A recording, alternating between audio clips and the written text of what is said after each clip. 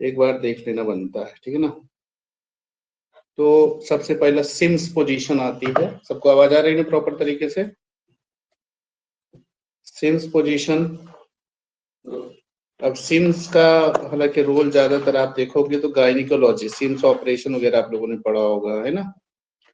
और एक तरीके से जो मॉडर्न गायनिकोलॉजी का एक फादर फिगर है ना सिम्स, और इनके ऊपर बहुत सारे आरोप भी लगाए गए थे कि इन्होंने कहना चाहिए कि ह्यूमन राइट्स को ताक में रख के बहुत सारे ऑपरेशन किए, ब्लैक लोगों का ऑपरेशन करते थे, और उनके इस ऑपरेशन की वजह से बहुत सारे लोगों की जान भी गई थी, ऐसा डॉक्यूमेंटेड है कहीं कहीं।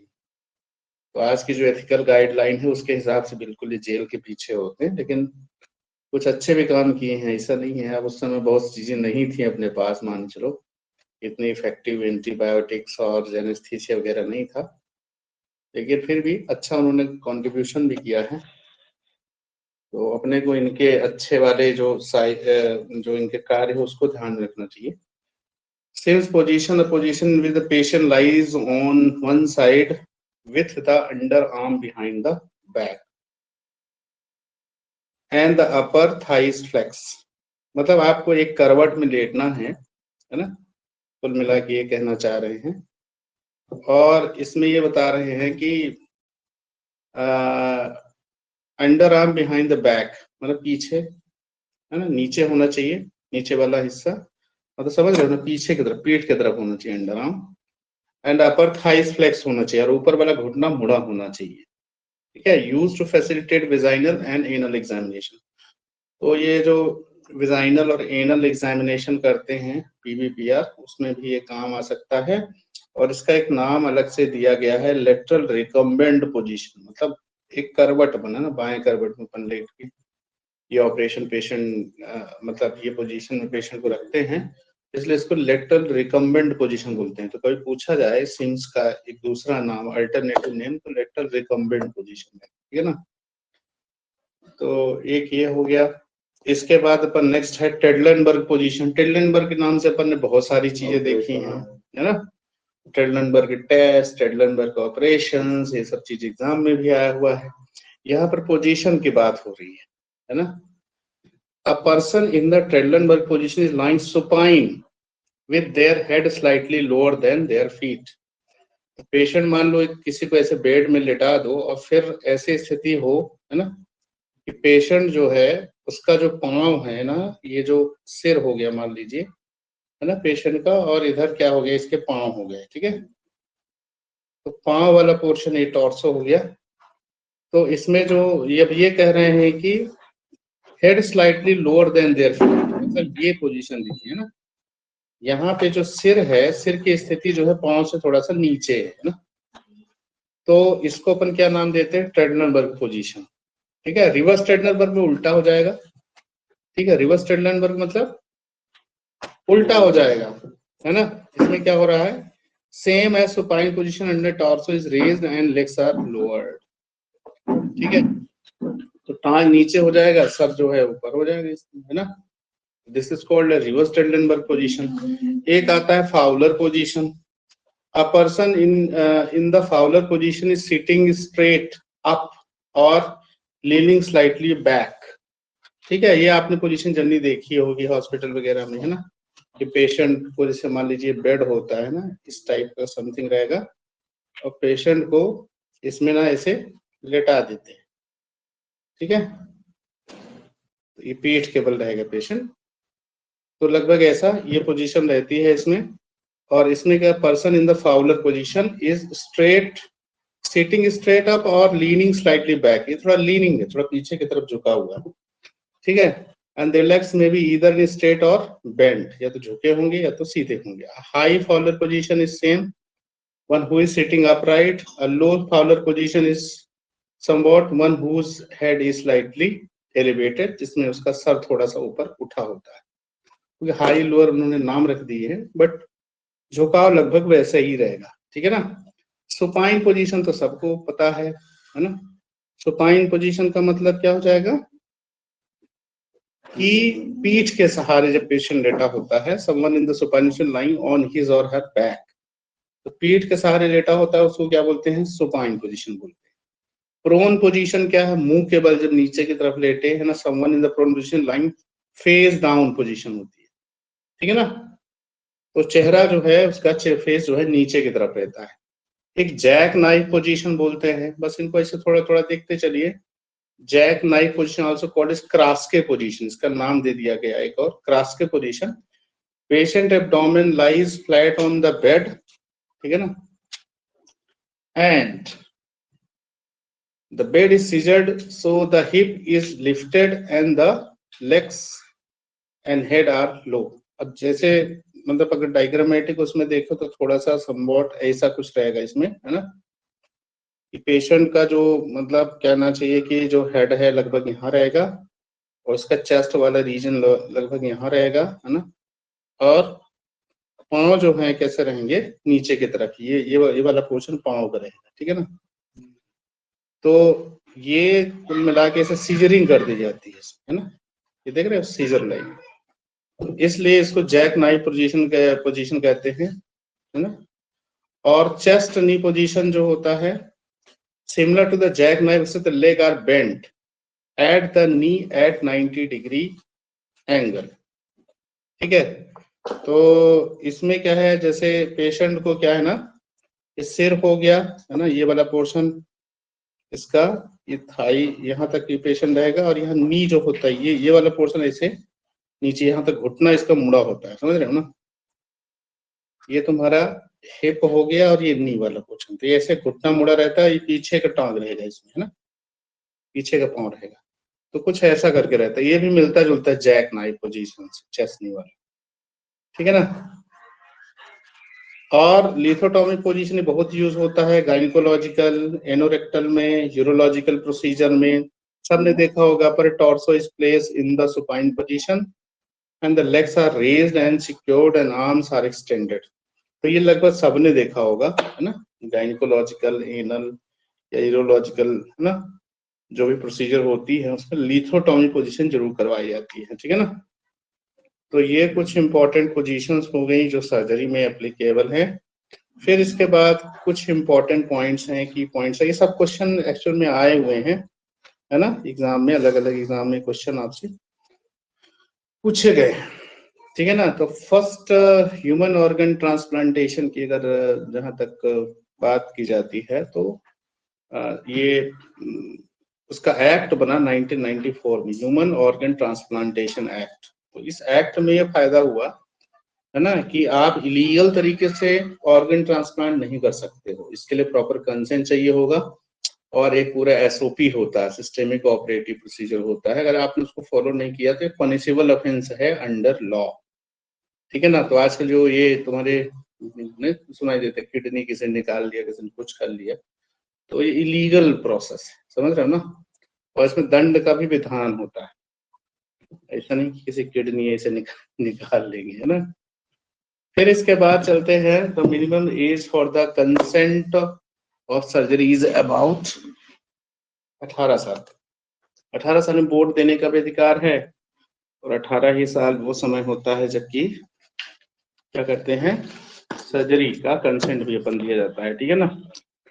फिर इसके बाद है breast cancer is more in left side, सब क्वेश्चन आए हुए हैं, लेफ्ट साइड वाला एरिया जो है लेफ्ट साइड है, हाँ, तो उसमें ज्यादा होता है, इन्वॉल्व मेनली अपर आउटर क्वाड्रेंट, ये याद रखना, कौन सा पोर्शन, अपर आउटर क्वाड्रेंट, ठीक है ना, और लेफ्ट साइड इंपॉर्टेंट है ना।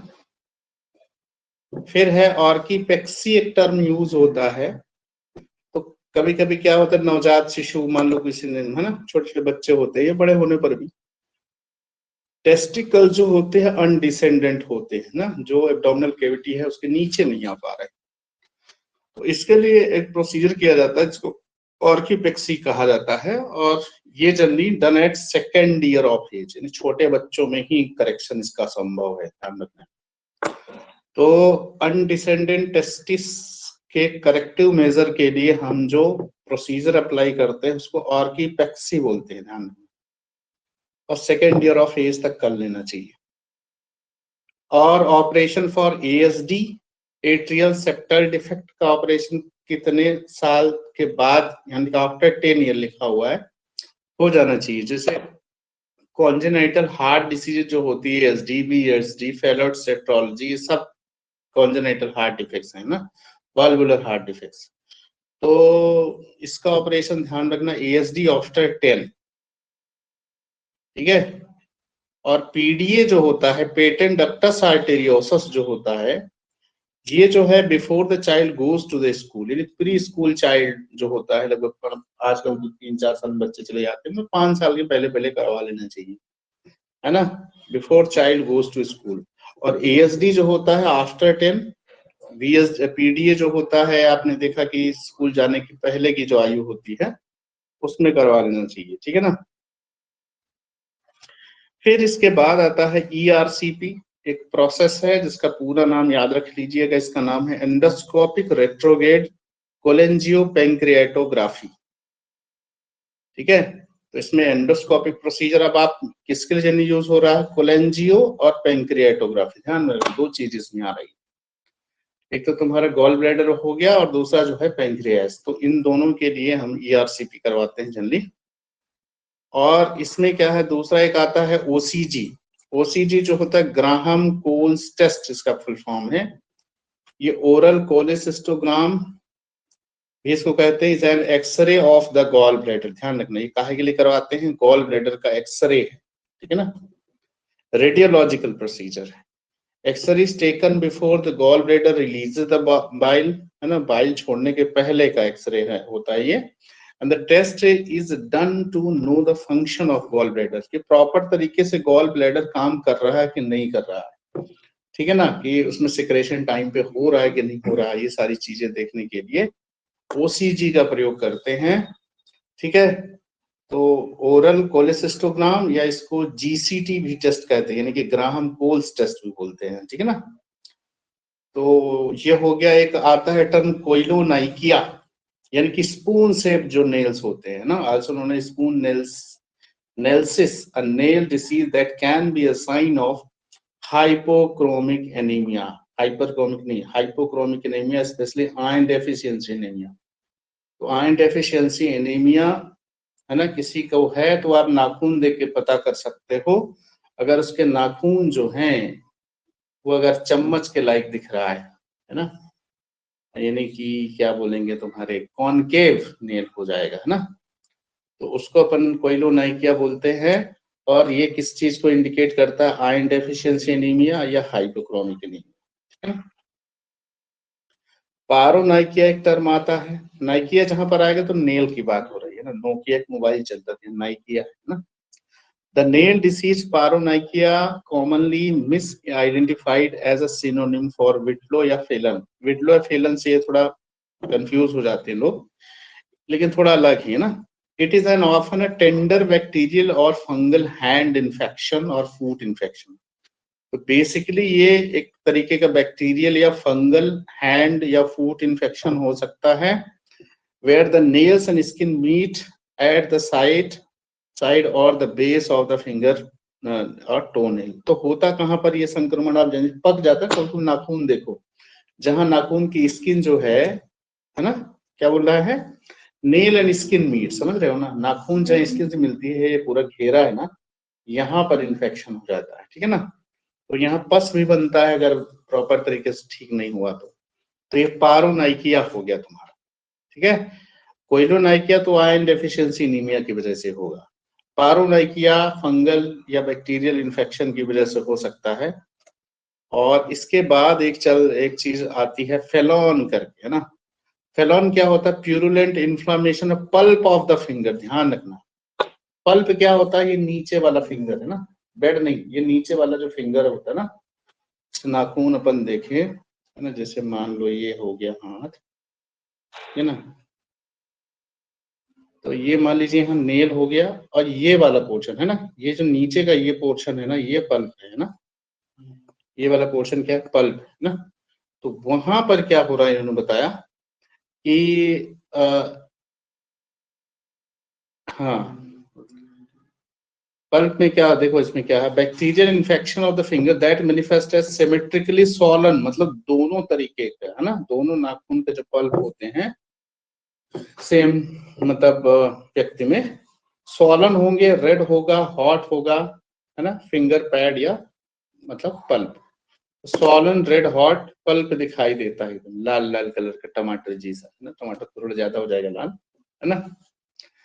फिर एक आते हैं कुछ ट्राइंगल्स की बात आ रही, शेरन ट्राइंगल है और एक हेजलबैक ट्राइंगल है ना, इंगुइनल ट्राइंगल है, इनके भी क्वेश्चन आया करते हैं। It is an area of the skin hyperaesthesia found in acute appendicitis, ध्यान रखना। तो शेरन ट्रायंगल जो होता है, हम एपेंडिसाइटिस क्लीन, खासकर एक्यूट एपेंडिसाइटिस को डायग्नोस करने के लिए इस ट्रायंगल का प्रयोग करते हैं। It was described by the English surgeon James Sherren. सब आजकल पता है कि शेरन इसलिए नाम दे दिया गया, बट पूरा नाम है जेम्स शेरन का, सर्जन थे। It is bounded by the line, ध्यान रखना कहां से कहां के बीच का होता है portion. It is bounded by the line joining anterior superior iliac spine, the pubic tubercle and the umbilicus। समझ में आ रहा?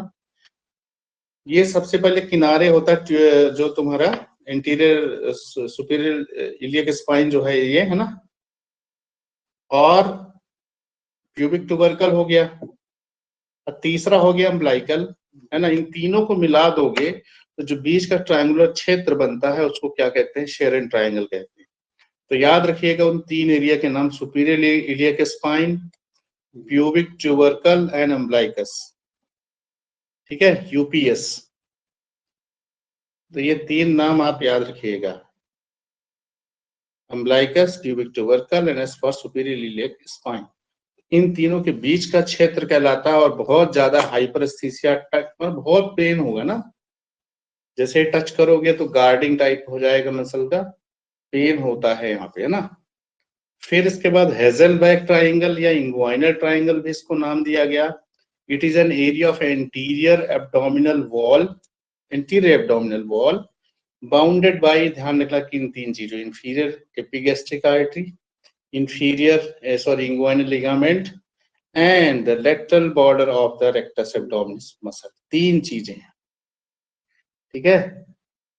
तो inferior epigastric vessel, inguinal ligament and lateral border of the rectus abdominis muscle, इन तीन चीजों का यहाँ पर मिलन होता है, ध्यान रखना। मतलब ये बॉर्डर है, किनारे, मार्ज, है ना। एक तरफ क्या होगा इसके, जो हेजलबैक ट्राइंगल होता है, एक मतलब ट्राइंगल मतलब तीन चीजें मिलकर बनाएगा, है ना। तो एक तो इंफीरियर एपिगैस्ट्रिक आर्टरी, एक इंगुइनल लिगामेंट और एक lateral border of the rectus abdominis muscle. Direct inguinal hernia leave the abdomen through. अब इसका संबंध इंपॉर्टेंस क्यों होता है? क्योंकि डायरेक्ट इंगुइनल हर्निया को अपन इससे डायग्नोस करेंगे, ठीक है। डायरेक्ट इनडायरेक्ट होती है ना, तो डायरेक्ट वाला जो है ना, इसी ट्रायंगल से इसका संबंध होता है ना। इसके बाद कुछ इंपॉर्टेंट अल्सर साथ पढ़ लियो क्या? नहीं पढ़े हो, है ना। Site of the tubercular ulcer, tuberculous ulcer देखिए स्मॉल इंटेस्टाइन में पाया जाता है, लेकिन ट्रांसवर्स होगा, ध्यान रखना, ठीक है। और टाइफॉइड अल्सर भी स्मॉल इंटेस्टाइन में पाया जाता है, लेकिन लॉन्जिट्यूडनल होगा। टाइलो करके शायद अपन ने बोला था, याद कर लेना, टाइलो से, ठीक है। Typhoid and allow for longitudinal, ठीक है। तो दूसरा समझ में आ ही जाएगा कि वो ट्रांसवर्स होगा, एक लॉन्जिट्यूडनल होगा खड़ा खड़ा, तो एक ट्रांसवर्स होगा, ठीक है ना। अभी कैसे पता करोगे ट्रांसवर्स से लॉन्जिट्यूडनल है? ट्रांसवर्स ट्रांसफर जैसा होगा, लॉन्जिट्यूडनल जैसे मैंने फुल थिकनेस में हो रहा है तुम्हारा, ठीक है ना, वो कहलाएगा। फिर इसके बाद site of the Crohn's disease कहां पर पाई जाती है? इलियोसिकल वॉल, स्टार्ट और एट और नियर। अपन ने बोला था इलियोसिकल वॉल वो जगह होती है जहां पर टीबी भी होता है ना, इंटेस्टाइनल ट्यूबरकुलोसिस। तो ध्यान रखिएगा इलियोसिकल वॉल्व के पास में ये, या उसी पर मतलब ये क्रॉन्स डिसीज, अपन ग्रहणी से भी इसको कोरिलेट करते हैं, तो ये हो गया। Site of ulcerative colitis UC, ये कहां पर है? स्टार्ट्स एट रेक्टम, रेक्टम में होता है, आगे कैंसर भी हो सकता है इफ नॉट ट्रीटेड प्रॉपर्ली, है ना। तो याद रखिएगा यूआर मतलब अल्सरेटिव कोलाइटिस का संबंध जो होगा रेक्टम से हो गया। फिर इसके बाद अमीबियासिस जो होता है सिग्माइड, अमीबा साइन करके याद कर लेना, है ना, अमीबा साइन, ठीक है। साइन से मतलब सिग्माइड कॉलन। तो सिग्मोइड कॉलन मतलब अमीबियासिस का संबंध से, तो सिंपल है। ट्यूबरकुलोसिस जो है small intestine always transverse, typhoid टाइलो longitudinal, Crohn's disease ileocaecal valve के पास या at the ileocaecal valve, ulcerative colitis your rectum, amoebiasis amoeba sign, sigmoid colon, simple है ना। इसके बाद कुछ अल्सर्स हैं, उनके बारे में बोला गया कि रोडेंट अल्सर कैसा होता है, ऑलवेज रेज्ड होगा, उभरा हुआ सा दिखाई देता है। ट्यूबरकुलर अल्सर कैसा होता है, ओवल होता है ना, ओ ट्यूब, ओटी, आर हो गया तुम्हारा ये।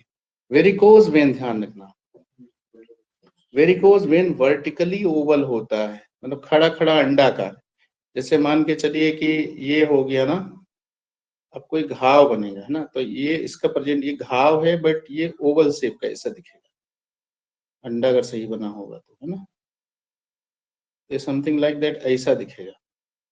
अगर सरफेस में रहता तो 2D आपको ऐसा दिखता है ना, 2D मतलब ये ऐसा दिखता है, ठीक। तो ये हो गया।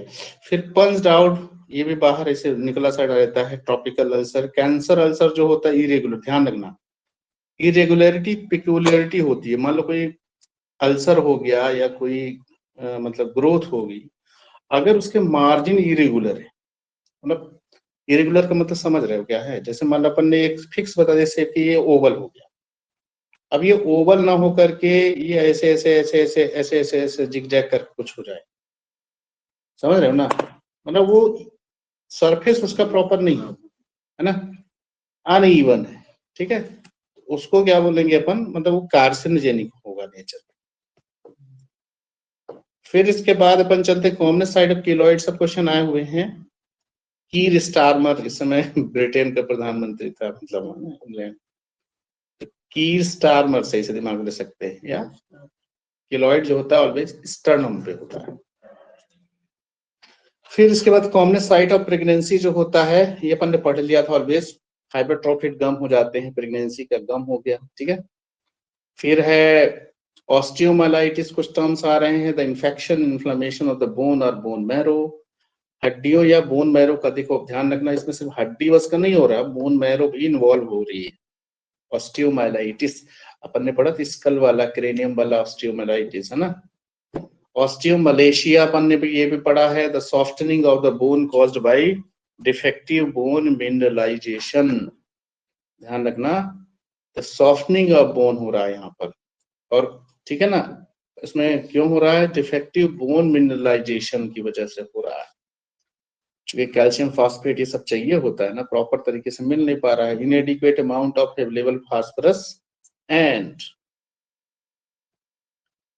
and what, calcium, or because of the overactive resorption of the calcium from the bone as a result of hyperparathyroidism which causes hypercalcemia। मतलब समझ में आया, दो चीजें इसमें मेनली क्या हो रहा है कि जो बोन के निर्माण के लिए कैल्शियम और फास्फेट चाहिए होता है, ठीक है ना।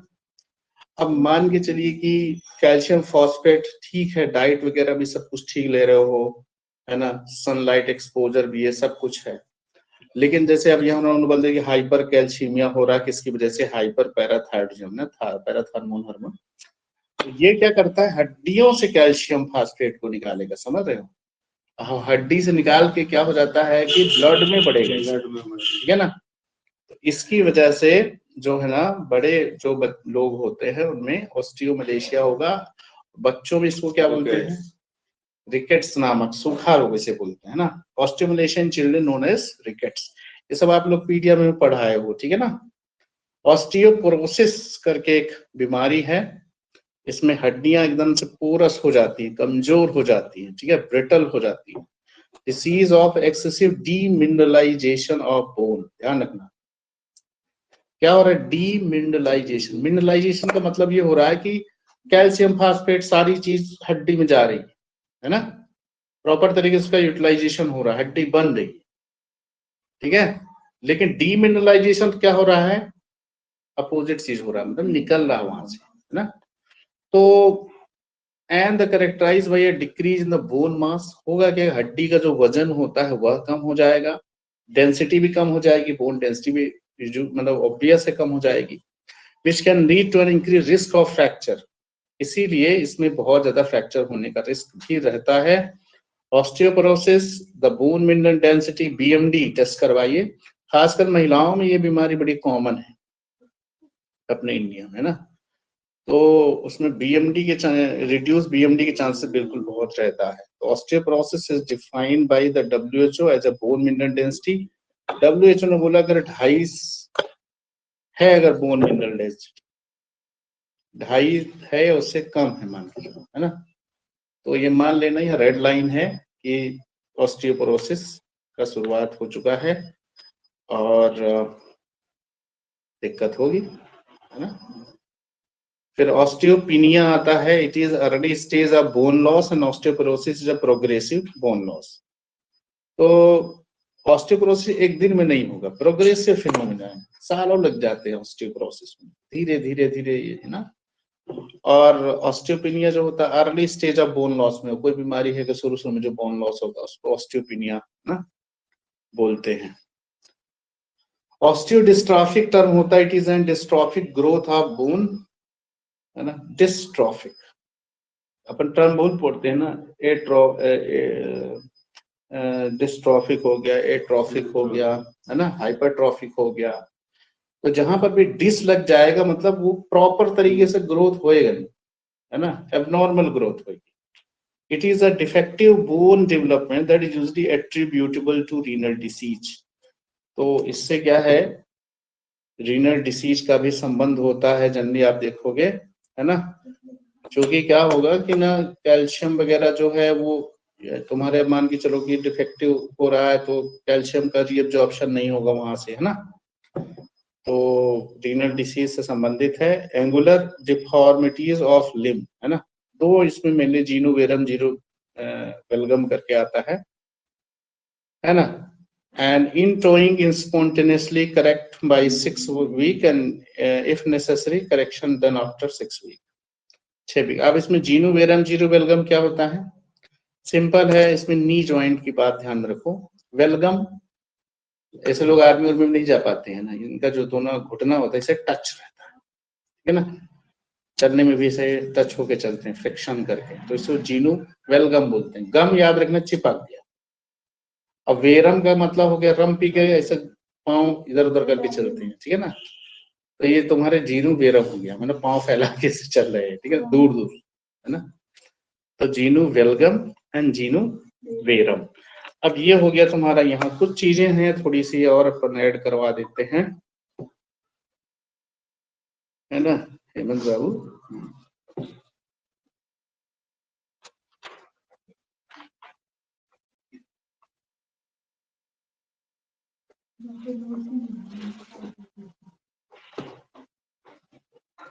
क्या हो गया, वो निकलवा लिए उसका नोट्स तुम लोग, मैसेज वाला, वो तो सेम ही है ना सर उसमें। हाँ तो मतलब अगर पहले से किया होगा, पहले से लिखा हुआ है, तो मैं ये बता रहा किसी ने अगर प्रिंट देखो उसका कैसा ठीक ठाक आया है। इस बार देखो तुम्हारे ईडीएल में बहुत परिवर्तन हुए, मैं आज बैठ के बहुत लिस्ट बना रहा था, जो तुम्हारी जो ड्रग लिस्ट है ना, जो उन्होंने अलग से दी हुई है ना, मैं डाला हूँ ना, बहुत बहुत सारे सिंगल ड्रग के बहुत सारे, और जने खास करके ना वो चीजें हैं जो ओपीडी लेवल पे मिलती हैं, एकल चूर्ण एकल औषधि ऐसा करके डाला, तो वो देखो बन जाएगा, तुम लोगों को अलग से पीडीएफ दूंगा, बहुत सी चीजें तो है अपने उसमें, है ना, बट इसको थोड़ा सा देखना पड़ेगा।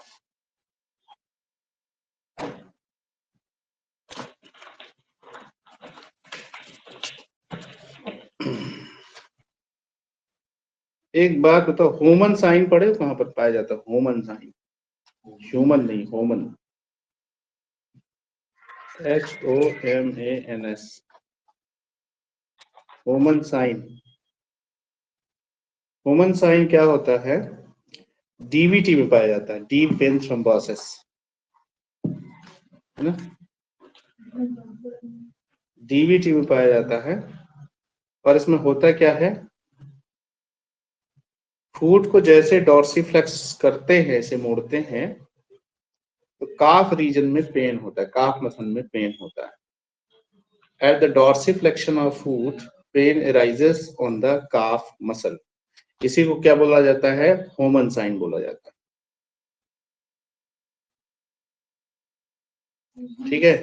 डीवीटी जैसे आपने पढ़ा, बहुत सारे टेस्ट भी करवाए जाते हैं, है ना। उन टेस्टों में जैसे एक टेस्ट आता है कफ इम्पल्स टेस्ट। अब इसको नाम लोगे तो ऐसा लगेगा कि भैया ये तो कहीं खांसी उसी का वाला हो रहा है ना, ये कहीं दूसरी बीमारी से, लंग वाली किसी डिसीज से हो सकता है। ठीक है, तो इसमें एक कफ इम्पल्स टेस्ट आता है ना। यानी खांसते हैं तो जो जो तुम्हारी वेन होती है उसमें इम्पल्स देखा जाता है एक्चुअल में, है ना। तो ये एक्चुअल में इसको मोरिसे टेस्ट भी बोलते हैं, इसको एक और नाम दिया जाता है, मोरिसे। हाँ, मोरिसे टेस्ट भी बोलते हैं, डीवीटी के लिए ही करते हैं। और दो ना और टेस्ट हैं, सिंपल सिंपल, टेडलनबर्ग 1 एंड टेडलनबर्ग 2, सब आए हुए हैं, 2 टेस्ट। एक स्वार्ज टेस्ट आता है, एक फेगन टेस्ट आता है। नाम बस इसके नाम लिख लो, स्वार्ज और फेगन, SCHWARTZ, स्वार्ज टेस्ट। एक का नाम आता है फेगन टेस्ट, FEGANS, फेगन से apostrophe करके। इसका संबंध भी तुम्हारे डीप वेन थ्रोम्बोसिस से होता है। बोर्ड अपन खोल लें, व्हाइट बोर्ड तो अच्छा दिखेगा, है ना। ये सही।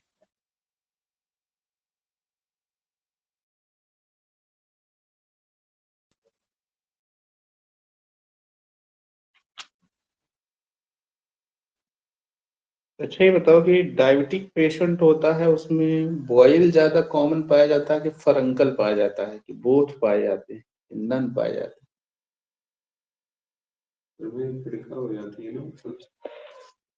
कार्बंकल, है ना। कार्बंकल जो है डायबिटिक पेशेंट बहुत आपको देखने को मिलेगा। एंड ये एक तरीके की इन्फेक्टिव कंडीशन होती है ना, बैक्टीरियल इन्फेक्शन हो जाता है इनमें। और hair follicle infection caused by लिख लेना, बहुत फेमस नाम है। अगर स्टेफाइलोकोकस ऑरियस के द्वारा इन्फेक्शन हो रहा है हेयर फॉलिकल में, तो उसको बॉयल बोलते हैं, है ना। इसके लिए बॉयल का पहले थोड़ा सा ले लो, थोड़ा सा अंतर होता है बॉयल और हेयर फॉलिकल इन्फेक्शन।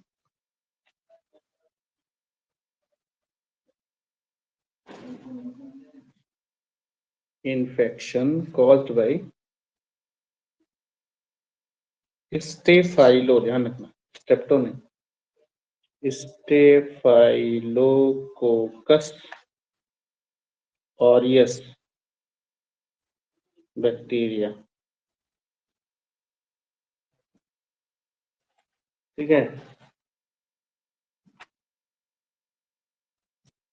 और कार्बंकल जो होता है एक तरीके का गैंग्रीन होता है ना। इन्फेक्टिव गैंग्रीन ऑफ सब एक्यूट टिश्यू, इसको क्या बोलते हैं? कार्बंकल।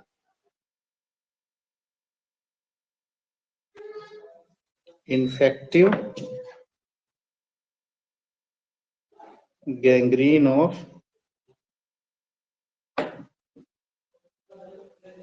सब एक्यूट टिश्यू।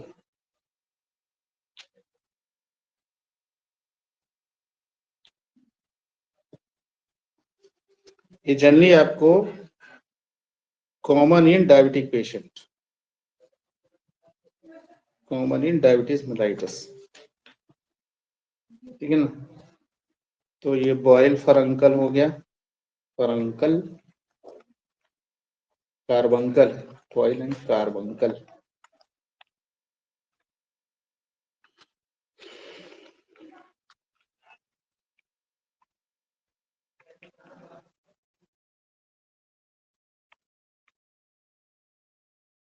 चलो फिर इसके उपरांत क्या है,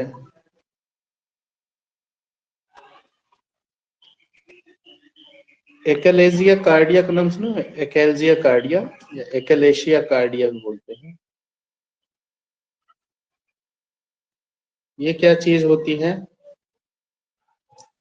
एकलेशिया कार्डिया या एकलेजिया कार्डिया जो भी बोलो। इसमें लिख लीजिए थोड़ा सा, severe span of circular fibre of lower end of oesophagus, severe spasm of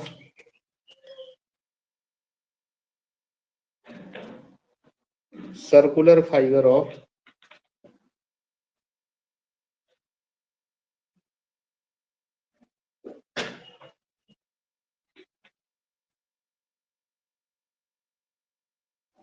lower end of esophagus, इसको बोलते हैं एकलेजिया कार्डिया। मतलब ईसोफेगस का सबसे नीचे वाला, सबसे लोअर एंड होता है ना, जब उसमें सीवियर स्पैज्म हो जाता है, इसे मरोड़ हो जाता है, समझ रहे हो ना, तो उसको क्या बोलते हैं, एकलेजिया कार्डिया बोलते हैं। इसमें कभी जब बेरियम मील एक्सरे करवाते हैं, एक बहुत फेमस साइन पाया जाता है, उसको बोलते हैं ककम्बर इस साइन या ककम्बर ईसोफेगस बोलते हैं। बेरियम मील करवाते हैं तो क्या होता है, साइन मतलब ककम्बर ईसोफेगस बोलते हैं, ठीक है ना, because it looks like cucumber, है ना। ईसोफेगस से ही जुड़ा हुआ एक और चीज है, इसमें आता है बैरेट्स ईसोफेगस आता है एकदम, है ना, बैरेट्स, BARRETS, बैरेट्स ईसोफेगस, है ना। तो बैरेट ईसोफेगस जो होता है, ये कार्सिनोमा ऑफ ईसोफेगस को pre malignant condition for carcinoma of oesophagus, ये किस चीज को इंडिकेट करेगा, CA ऑफ ईसोफेगस को इंडिकेट करेगा, ठीक है, कैंसर ईसोफेगस। फिर इसके बाद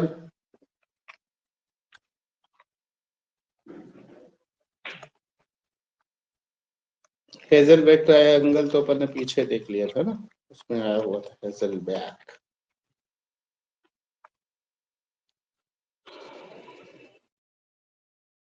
अब देखो गैस्ट्रिक अल्सर और ड्यूडेनल अल्सर में अंतर क्या होता है, अंतर लिख लेना, GU का मतलब गैस्ट्रिक अल्सर, DU का मतलब ड्यूडेनल अल्सर। इस एक लाइन खींचो एंड हियर वी गो। तो देखो कुछ कुछ चीजें हैं, राइट डाउन। ये पहली बात तो ये ध्यान रखिए, gastric ulcer as compare to DU less common होता है, क्या है, इट इज लेस कॉमन। इधर ये क्या हो जाएगा, इट इज मोर कॉमन, ठीक है ना। तो मतलब DU जो है, ड्यूडेनल अल्सर ज्यादा होने के चांसेस, ठीक है ना। अब इसका लोकेशन देख लीजिए कहां पर होगा, लेसर कर्वेचर ऑफ स्टमक में पाया जाएगा। पोजीशन क्या है, लेसर कर्वेचर होता है ना, lesser curvature and greater curvature. Lesser curvature समझ रहे हो ना, जैसे हाँ, जैसे ये स्टमक हो गया, ये मुड़ा होता है, ये वाला ना, ये वाला पोर्शन जो है लेसर कर्वेचर होगा, ये ग्रेटर कर्वेचर होगा, ठीक है ना। चलो, तो लेसर कर्वेचर में जनरली होता है of stomach, and this one first part of duodenum, याद रखना, फर्स्ट पार्ट ऑफ ड्यूडेनम, ठीक है। तो फर्स्ट पार्ट ऑफ ड्यूडेनम में ये पाया जाता है। अब इनमें मेन क्या होता है, लक्षण देखने पर होता है कि भैया किसमें कौन सा लक्षण पाया जाता है। Pain occur on taking food and relieved by vomiting, जैसे ही पेशेंट भोजन करेगा दर्द शुरू हो जाएगा, और जैसे ही वोमिट कर देता है, जिसने खाना खाया वोमिट कर देगा तो रिलीफ हो जाता है। तो लिख लेना, pain on taking food, on taking food, sorry, and relieved by vomiting। ठीक है ना, अगर किसी को लगे तो भैया उल्टी करवा दो, वमन चिकित्सा। नेक्स्ट उसका क्या होगा, हंगर पेन, बहुत स्पेशल है, ध्यान रखना।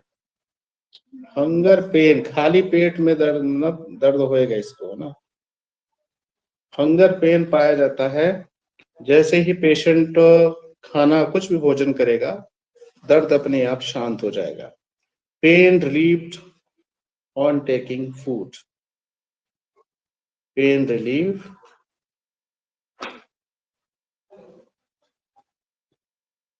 On taking food. ठीक है ना, तो ये थोड़ा अंतर ध्यान रखना, इसमें हंगर पेन होता है और इसमें तो भैया जब खाओगे तो दर्द होएगा, वोमिटिंग कर दोगे तो ठीक हो जाएगा। खाली पेट मतलब इसके लिए ठीक है, इसके लिए नहीं, यूरिनल वाले के लिए। ठीक है ना। और ये आप देखोगे जनरली गैस्ट्रिक अल्सर वाला जो मरीज होगा तो आपको बहुत ही लीन एंड थिन टाइप का दिखेगा, वेट लॉस होता है ना। तो खाना ही नहीं खाएगा तो वेट लॉस होगा ही सही। और ये वाला बेचारा चूंकि दर्द के मारे इतनी बार खा लेता है ना, तो इसका क्या हो जाएगा, वजन बढ़ेगा, वेट गेन होता है। ठीक है, तो आप एक तो वजन देख के भी समझ सकते हो कि साहब वजन बढ़ा हुआ है तो ड्यूडनल अल्सर होने के चांसेस ज्यादा हैं, और अगर नहीं तो ये। ठीक है ना। हंगर पेन भी ध्यान रखिएगा किसमें पाया जाता है ना। फिर इसके बाद नेक्स्ट,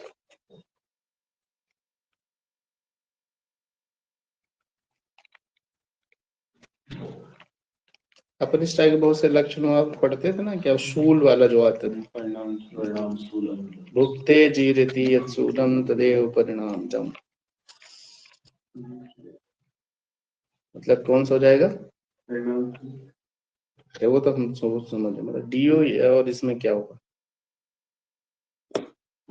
भोजन खाने पर हो रहा है तो दैट मीन गैस्ट्रिक अल्सर होगा, है ना।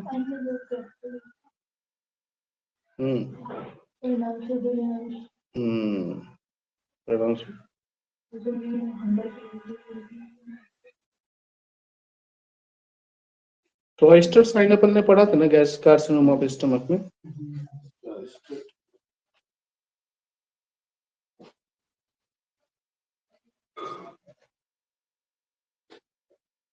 अच्छा, एक टर्म तुम लोगों ने सुना होगा, portal hypertension.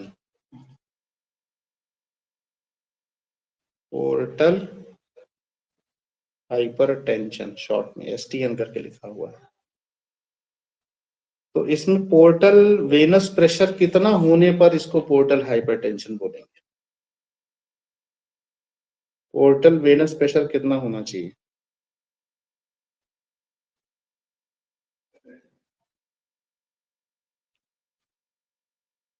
More than 50 mm of Hg। ठीक है ना, 15 mm ऑफ Hg से अगर ज्यादा है तो इसको अपन बोलेंगे पोर्टल हाइपरटेंशन। ठीक है ना, मतलब जैसे अपन बीपी का डायग्नोसिस कब करते हैं, 140/90 से अगर ज्यादा हो रहा है तो अपन मान चलते हैं कि चलो बीपी के अलग अलग स्टेज होंगे, बट हाइपरटेंशन का है वो, है ना। तो ऐसे ही यहाँ पर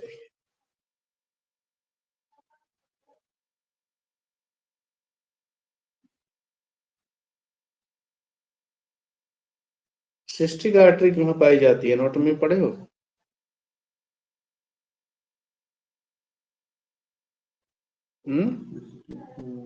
गॉल ब्लैडर से आती है, लीवर से। वेरी गुड, गॉल ब्लैडर से मान लो।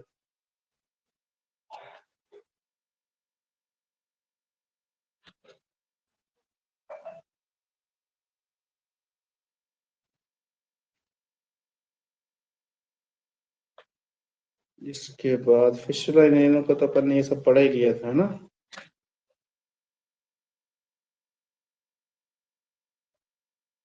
गुड सेल्स रूल वगैरह सब पढ़ लिए थे ना।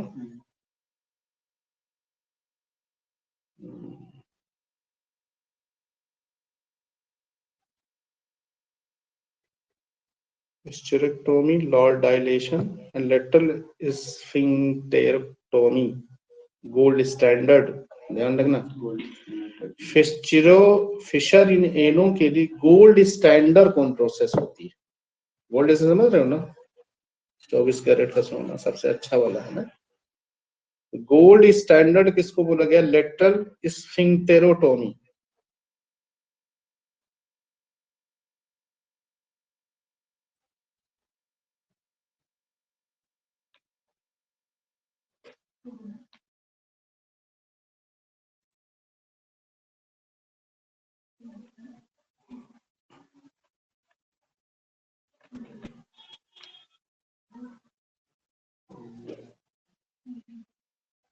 फिशर इन एनो, फिस्टुला के बाद में परिकर्तिका की बात हो रही है ना।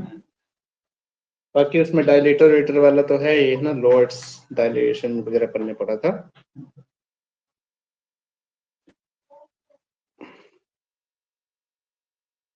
अपन ने पाइलोनाइडल साइनस पढ़ा हुआ था है ना। Pilonidal sinus nest of hair, बालों का गुच्छा अपन ने पढ़ा था है ना। इसका इलाज जो होता है इसमें जेड प्लास्टी करते हैं, या इसी को नाम दिया गया रोम्बोइड फ्लॉप करके बोलते हैं। पाइलोनाइडल साइनस का ऑपरेटिव क्या है उसका लिख लो, एक लाइन में बहुत छोटा सा।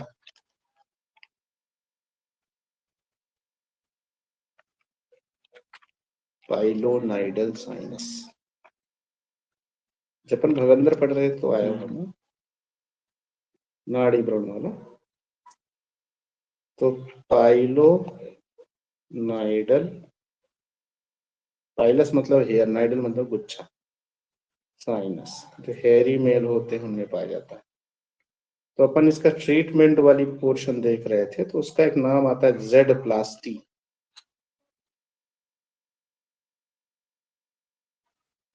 जेड प्लास्टी या रोम्बॉइड फ्लॉप भी इसको बोलते हैं। क्या? Rhomboid flop, FLAUP, FLAUP। अच्छा, जेड टेक्निक कहाँ पर सुना है? नाम सुना है? जेड प्लास्टी हो गया, जेड टेक्निक कहाँ यूज करते हैं?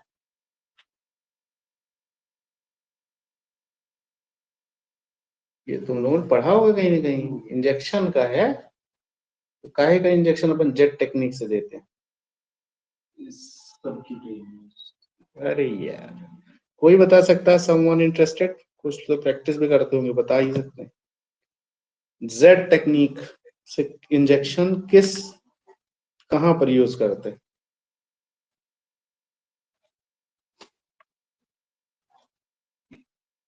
कोई बताओ।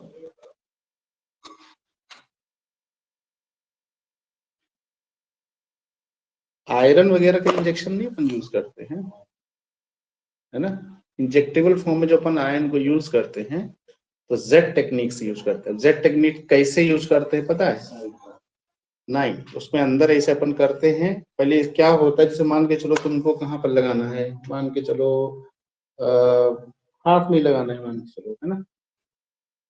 तो क्या करोगे, इसको पहले से खींच लोगे इसे, फिर उसके बाद इंसर्ट करोगे, मतलब अपना क्या बोलते हैं, इंजेक्शन उसके अंदर डालोगे, और फिर इसको ऐसे छोड़ देते हैं। जब उसको निकालेंगे तो ऐसा दो सरफेस, मतलब क्या होता है, जिग जैग हो जाती है, समझ रहे हो? जैसे हमने खींचा तो ये हो जाएगी, है ना। अब जब छोड़ देंगे तो ऐसे हो जाएगी, समझ रहे हो ना। तो इससे क्या होगा, स्टेनिंग नहीं होती है। इंजेक्शन जो लगाते हैं तो उसकी स्टेनिंग नहीं होती है। तो जेड टेक्निक जो होता है इंजेक्शन के लिए, जो आयन की इंजेक्शन हम यूज करते हैं, डेक्स्ट्रॉन एक्सट्रॉन जो भी लगाते हैं, उसके लिए जेड टेक्निक से इंजेक्शन लगाते हैं, ठीक है ना।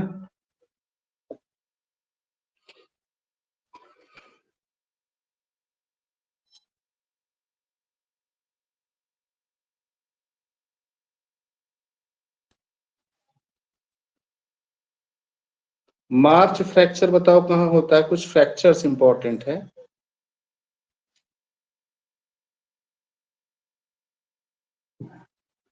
तो कुछ के नाम एक आता है नाम मार्च फ्रैक्चर, महीना मत ध्यान रखना। मार्च फ्रैक्चर किसे है, जब जो होता है नेक ऑफ बोन, खासकर सेकेंड मेटाटार्सल है ना, मार्च करते हैं ना मेटाटार्सल, पांव वाला रोल रहेगा, तो सेकेंड मेटाटार्सल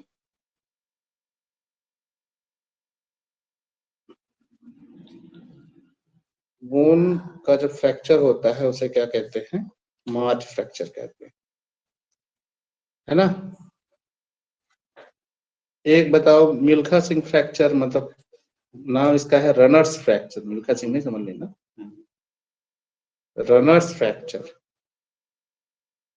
रनर्स फ्रैक्चर कहाँ होता है, टिबिया नामक बोन पे होता है, ध्यान रखिए, टिबिया टूटती है, और नाचने वालों का फिबुला टूटता है ना। इसको आप लिख लीजिए, डांसर्स फ्रैक्चर को क्या बोलते हैं, फिबुला।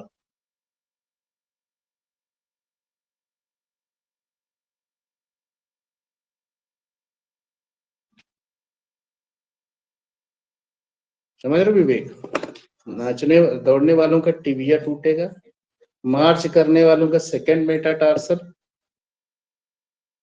नाचने वालों का फिबुला।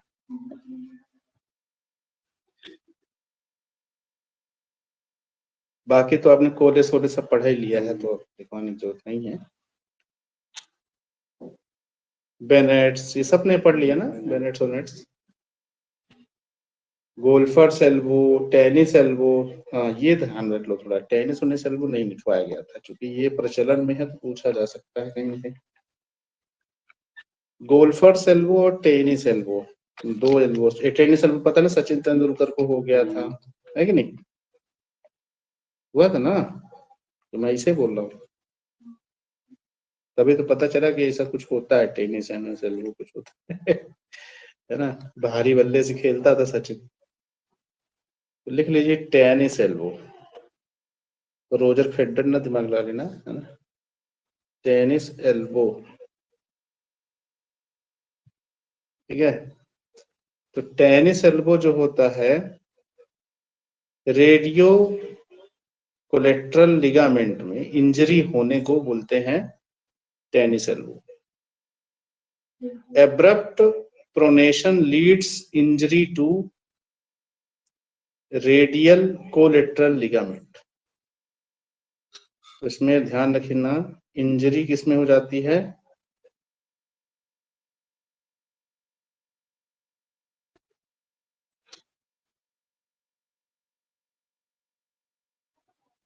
Radial collateral ligament.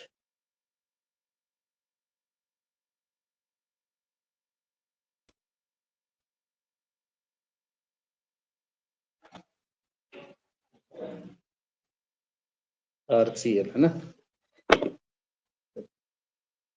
मतलब रेडियल, ये जिसको बल्ला इतना भारी होता था उसको घुमाना पड़ता था इधर उधर, है ना, तो जब घुमाने की वजह से रेडियल कोलेट्रल लिगामेंट में इंजरी अचानक हो जाती थी, इसी को बोलते हैं टेनिस, ठीक है ना। बड़े लोगों को ऐसे बड़ी बड़ी चीज होती है, टेनिस बॉल, है ना, छोटे लोग कहाँ चलो गोल्फर्स एल्बो लिख लीजिए, टाइगर वुड वाला एल्बो, है ना, सब एल्बो में आ हो रहा है, ध्यान रखना, एल्बो।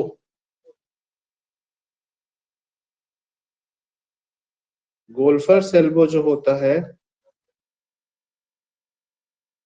कहाँ पर इंजरी हो रही है, टेंडिनाइटिस एक्चुअल में होता है, tendon of medial scale of humerus, tendon of median scale of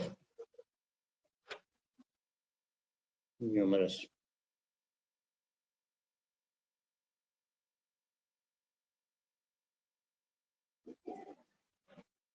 ठीक है ना, तो ह्यूमरस पे जो मीडियल टेंडन हो जाता है वहां पर टेंडिनाइटिस हो जाता है, इन्फ्लामेशन ऑफ टेंडन, टेंडन को भी पता है कितना दर्द करता है, पता है ना, बहुत पेनफुल रहता है।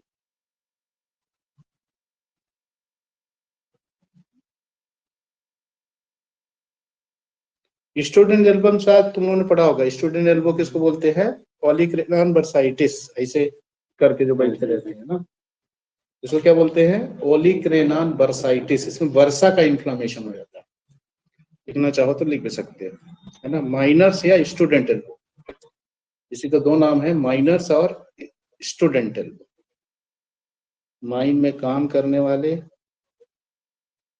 बच्चे, मतलब बच्चे नहीं रहते बट है स्टूडेंट्स एल्बो। ओलिक्रेनान बर्साइटिस, ये टेंडिनाइटिस नहीं है, ओलिक्रेनान फोसा होता है ना, तो वहीं से रिलेटेड जो बर्सा होती है ना, बर्साइटिस, ये हो जाता है। टेनिस एल्बम काहे का हो रहा है, लिगामेंट इंजरी हो रही है, स्नायु न पड़ गया।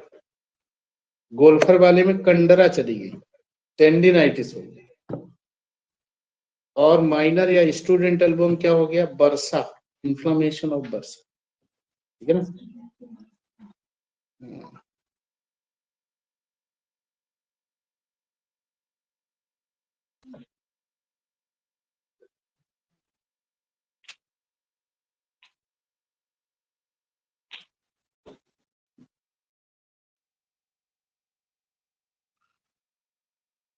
वेरिकोसील एक अपन ने कभी टर्म पढ़े होंगे, वेरिकोसील शायद बताए थे क्या,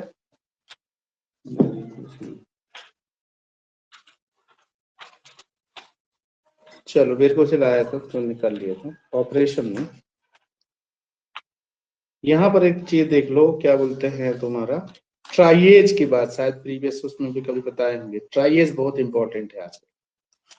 ट्राइएज क्या होता है, मान लीजिए कहीं पर इमरजेंसी सिचुएशन है, कोई बड़ा डिजास्टर हो गया, ट्रेन पलट गई, कुछ भी हो गया, भूकंप आ गया, तो ऐसे केस में जो मेडिकल प्रोफेशन से लोग जुड़े होते हैं, उनको प्रायोरिटी बेस पर पेशेंट को मैनेज करना होता है, क्योंकि वहां पर भीड़ पे आते हैं, मतलब ढेर सारे लोग आते हैं, तो वहां पर ये चूज करना कि हमें किसे फर्स्ट हैंड देखना है, किसको बाद में देख सकते हैं, तो इसी को बेस बना के ट्राइएज किया जाता है। तो लिख लीजिए, काफी उपयोगी है ये ना, ट्राइएज,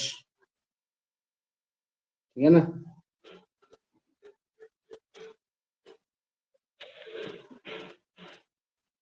इसमें क्या होता है, ट्राइएज क्या होता है, basically it is skilled activity by trauma team या trauma centre, skilled activity bye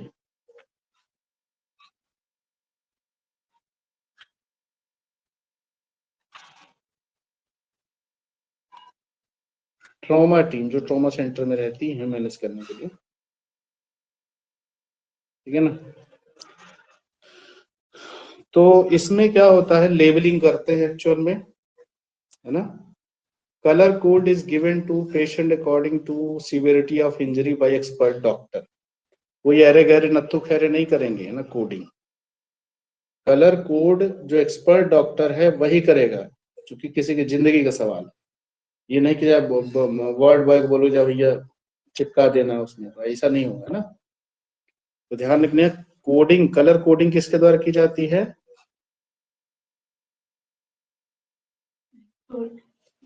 done by expert doctor,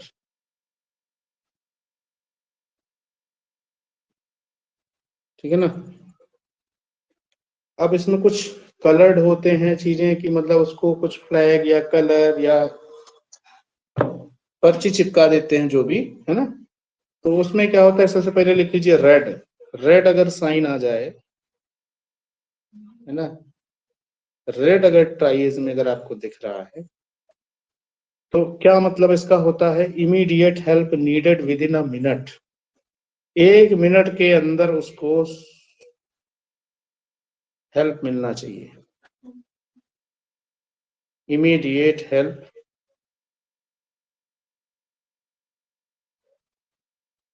with in a minute.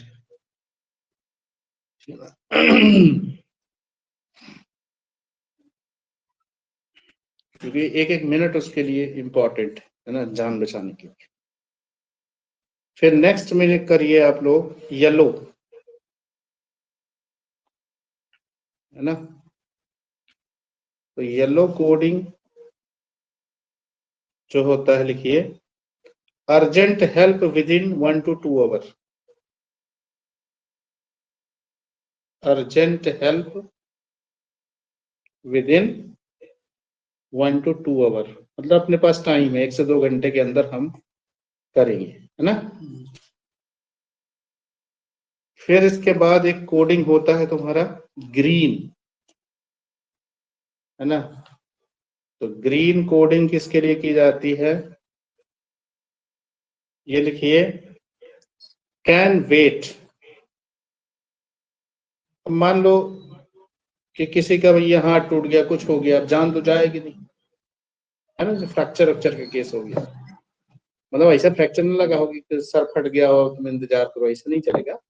मतलब मामूली फ्रैक्चर लगा है तो कैन वेट, फॉर एग्जाम्पल लिख लेना फ्रैक्चर।